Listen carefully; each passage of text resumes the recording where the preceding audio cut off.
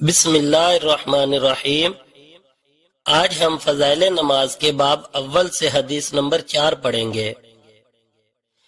حضرت ابو ہریرہ رضی اللہ تعالی عنہ نبی کریم صلی اللہ علیہ وسلم سے نقل کرتے ہیں کہ آپ صلی اللہ علیہ وسلم نے ایک مرتبہ ارشاد فرمایا، بتاؤ اگر کسی شخص کے دروازے پر ایک نہر جاری ہو جس میں وہ 5 مرتبہ روزانہ غسل کرتا ہو، کیا اس کے بدن پر کچھ میل باقی رہے گا؟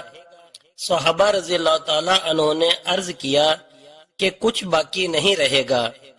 حضور صلی اللہ علیہ وسلم نے فرمایا کہ یہی حال 5 نمازوں کا ہے کہ اللہ جل شانہ ان کی وجہ سے گناہوں کو زائل کر دیتے ہیں۔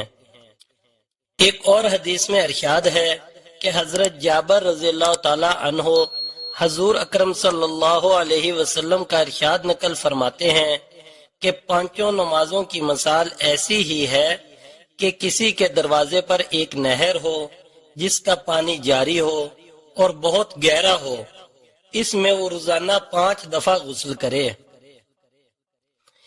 ایک اور جگہ حضور اکرم صلی اللہ علیہ وسلم نے ارشاد فرمایا، 5 نمازیں درمیانی اوقات کے لیے کفارہ ہیں، یعنی ایک نماز سے دوسری نماز تک جو صغیرہ گناہ ہوتے ہیں وہ نماز کی برکت سے معاف ہو جاتے ہیں۔ حق تعالی شانوں کی رحمت تو بخشش کے واسطے بہانے ڈھونڈتی ہے۔ ایک حدیث میں ارشاد ہے، جو شخص سوتے ہوئے یہ ارادہ کرے کہ تہجد پڑھوں گا اور پھر آنکھ نہ کھلے تو اس کا ثواب اس کو ملے گا اور سونا مفت میں رہا۔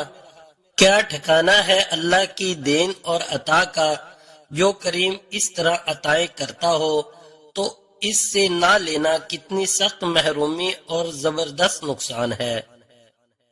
دعا ہے کہ اللہ تعالی ہمیں اس پر عمل کرنے کی توفیق عطا فرمائے، آمین ثم آمین۔ السلام علیکم ورحمۃ اللہ وبرکاتہ۔ اگر میری یہ کوشش میرے سننے والوں کو پسند آئے تو پلیز لائک کیجئے گا، کمنٹس کیجئے گا اور صدقہ جاریہ کے لیے شیئر بھی کیجئے گا۔ یاد رہے، الفاظ آپ کی شخصیت کی پہچان ہوتے ہیں۔